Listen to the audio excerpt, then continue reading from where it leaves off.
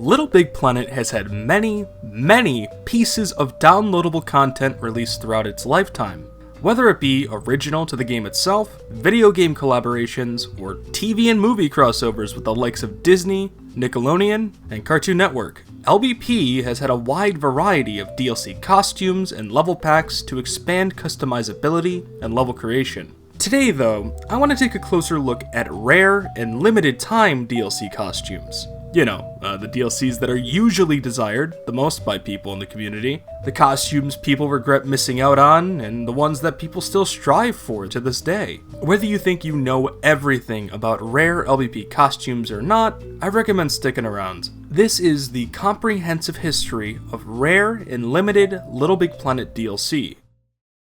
Starting off strong is the Week 1 t-shirt for the first LittleBigPlanet game on PS3. Not only is this one of the first DLC costumes ever released, but it's also technically the rarest according to Media Molecule themselves. The reason as to why this costume is so rare is mainly because it was exclusive to Europe for the launch week of LittleBigPlanet in 2008. Yeah, for whatever reason, this rare Week 1 t-shirt wasn't released for other regions, making it one of the few region-exclusive DLC costumes. The black t-shirt featured a white variant of the LittleBigPlanet tree logo on a pink spray-painted background. Very simple, but also very desirable, as it'll never be released again. The Spacesuit costume is an LBP staple, and while it isn't as rare as the Week 1 t-shirt, it was still limited to just a 1-week window. The main difference being that the Spacesuit would be available every time a LittleBigPlanet game launched. This includes the 3 mainline games of course, but also the portable games and spin-offs such as LBP PSP, LBP Vita, and Karting. In addition to the launch of LBP games, the Spacesuit was also made available for the 1-year anniversary of LittleBigPlanet 1. Variations of the Spacesuit costume were also created for the other playable characters Toggle, Swoop, and Oddsock with the launch of LBP 3 in 2014. Much like the Week 1 t-shirt of LBP 1, another limited time t-shirt was made available for the launch of LBP PSP in 2009. This time though, the shirt was not region exclusive as it was released globally. Unlike the LBP 1 t-shirt, which had the trademark tree logo front and center, the LBP PSP shirt decided to simply go with a golden star. If you're wondering why they would go with such a random design, there's actually a decent explanation. In the files of LittleBigPlanet 1's deploy build, the PSP shirt was originally meant to be for the Game of the Year edition of LBP 1, as files pertaining to the shirt are found in a folder labeled GOTY. I guess they decided to scrap that idea though, and at the last second, they decided to make it the PSP launch shirt instead. Regardless if that was a good decision or not, the PSP shirt definitely stands out a lot more because of it. About a month later, the rare LittleBigPlanet PSP Cap was released as well, but only for owners of the already delisted LittleBigPlanet PSP t-shirt. This cap sported the same exact star as its t-shirt counterpart, and as I stated, it was retroactively given to people that bought the PSP t-shirt a month beforehand. There was no way to purchase it or download it if you missed out, and it was essentially just a bonus item. This is arguably one of the most random DLCs, as it didn't really need to happen, but it's cool for those who bought the shirt, I guess.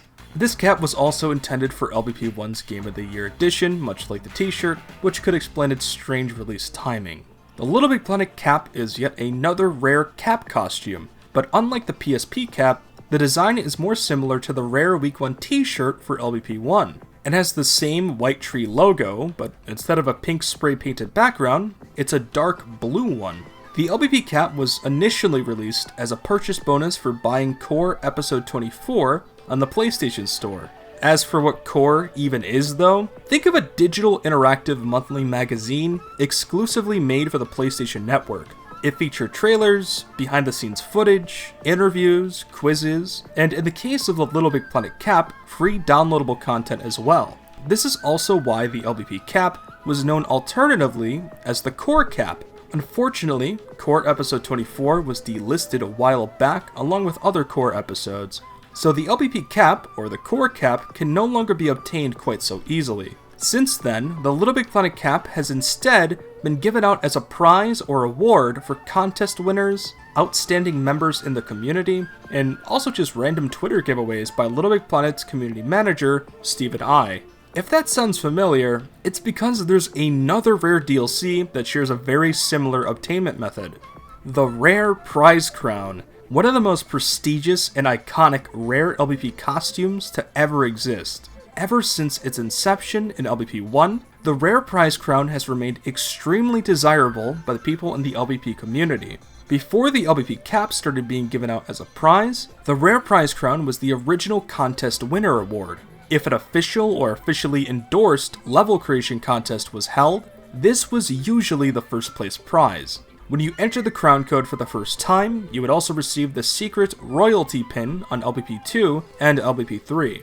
Over time, the prize crown would eventually be given to people outside of contests for various different reasons. Just as an example, if you were a notable creator with numerous team picks but never won a contest, you might have gotten the crown code anyways. If you were affiliated with a popular LittleBigPlanet fan site or forum back in the day, you probably also got one. Nowadays though, the Rare Prize Crown and the LBP Cap are kind of interchangeable. And what I mean by that is that it's a bit random whether or not a crown or a cap code is given out when it comes to contests. And both the cap and the crown are given out more frequently, I'd say, outside of contests too. The crown is definitely a step up above the LBP cap when it comes to rarity. It's just not as rare as it used to be back in the glory days of LBP 1 and LBP 2.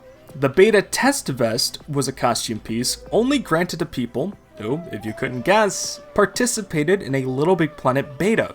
This includes every single LittleBigPlanet game that had a closed or open beta, with the exception of LittleBigPlanet 1.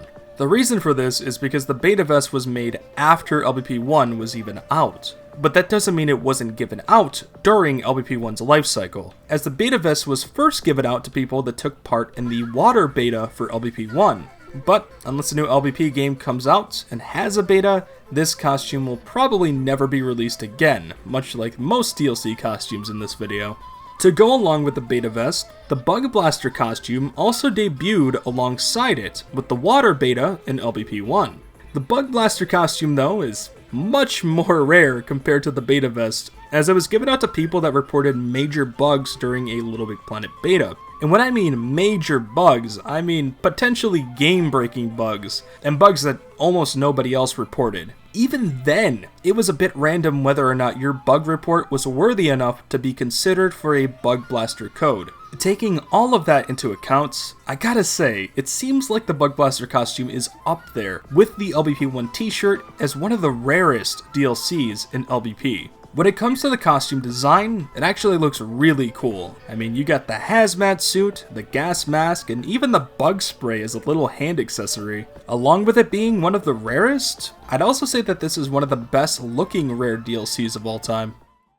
Moving away from LittleBigPlanet 1 and moving on to its sequel, we once again have a rare Week 1 t-shirt to celebrate the launch of a new LBP game. The rare LBP 2 Week 1 t-shirt was not region locked to Europe as it was released globally, just like the PSP shirt. And the design, while similar to the LBP 1 t-shirt, actually has some substantial differences that make it stand out. For starters, the tree logo is now green to represent LBP 2's color scheme.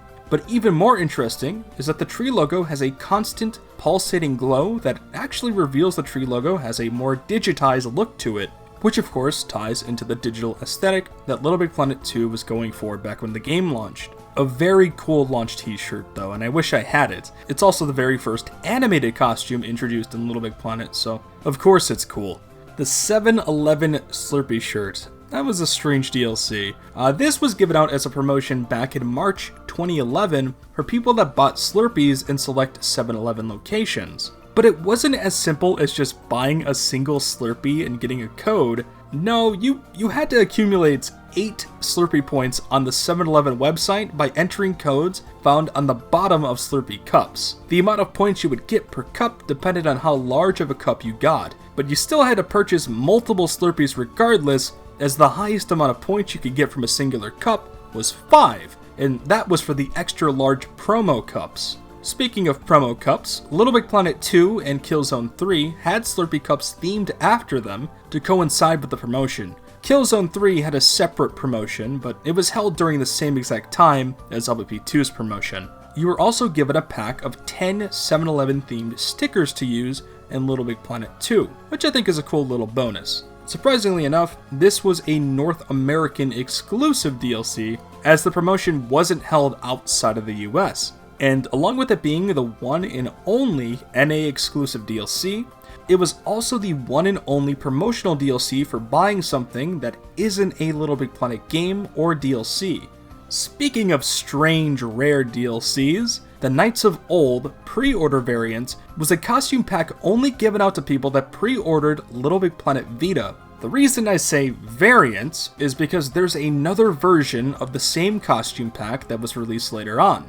Each costume in the non-pre-order version, being the Misunderstood Dragon, Damsel in Distress, Good Knight, and Not So Good Knight, had a simple color swap, and that was it. The main difference between the two being that the pre-order variant is primarily golden, while the second Knights of Old pack was more silver and less flashy overall. It's definitely rare, as I don't see a lot of people use it or even talk about it, but that might just be because people don't know it's actually different from the second Knights of Old costume pack that you can still purchase on the PlayStation Store. So if you have the Knights of Old costume pack, take a second look. You might actually have the more rare version of it. Oh, and stickers were included with the pack as well, but they are identical between both versions. Once again, like every launch of an LBP game, there was a Week 1 t-shirt when LittleBigPlanet Vita was released. This time, the shirt was released for LBP 2 and LBP Vita, because unlike the PSP game, the mainline series and LBP Vita had cross-compatible DLC, which was nice. But the LBP Vita launch shirt is definitely my favorite Week 1 t-shirt in the entire series, and I think many of you can see why. Not only does the shirt glow and change colors based on your selected poppet color, but it's also heavily animated, with it spelling the message, Heart LBP, over and over again. On the back of the shirt, there's also an animated Sackboy face that switches between different emotions. It is by far one of the coolest costume pieces ever released in my opinion, and one that's had a lot of effort and care put into it compared to other Week 1 t-shirts. So, oddly enough, they made a Kevin Butler costume for the release of LBP Karting. And if you don't know who Kevin Butler is, he was a fictional character portrayed by the actor Jerry Lambert, and he was used for marketing all sorts of stuff during the mid to late PS3 era. The Kevin Butler costume was obtained in a few different ways depending on your region. In the US, the Kevin Butler costume and golf cart was a pre-order bonus for LBP Karting, but only at GameStop and Amazon to my understanding. If you were in the UK though, the Kevin Butler costume was available in the physical-only special edition of LBP Karting as part of the Game Makers Pack. The Game Makers Pack also included the racing costume and the UFG costume, which for those unaware, both of those aren't actually rare DLCs. You can buy both the UFG and the racing costume on the PlayStation Store to this day. The only costume to never be released outside of the Game Makers Pack was Kevin Butler. Similar to the Game Makers Pack in Europe, Japan had a similar pack of the same three costumes, but only as a pre-order bonus. The Target racing costume and race car was yet another US exclusive rare DLC, much like the Slurpee shirt. It was only obtained by buying LBP Karting physically at Target stores. But it wasn't necessarily a pre-order bonus or even an early purchase bonus, as Target sold an exclusive version of the game with a code inside the box. This was a reskin of another costume released alongside it, that being just the generic racing costume that you could still buy in the PSN store. And yeah, when comparing the two, you can see just how similar they are. One has a Target logo, one doesn't. Both costumes have a different shade of red, and that's about it. This is another one of those rare DLCs though that I don't think a lot of people know about, which is strange because compared to most of the stuff in this video, the Target racing costume was technically available for a pretty long time, because the only thing stopping this code from being obtained is the expiration date on the actual code itself. If you're lucky enough, you could even get the Target exclusive variant of LBPK right now if you search eBay hard enough.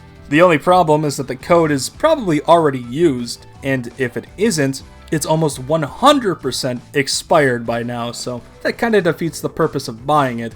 But the Target exclusive cover variant is still a pretty cool thing to have, in my opinion. Another LBP game, another Week 1 t-shirt. Except this time, it's not really a t-shirt at all.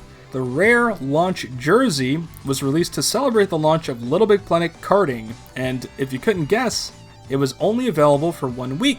Big surprise. But yeah, much like most DLCs around this time, the karting jersey was not just usable in karting, but also in LBP 2 and LBP Vita.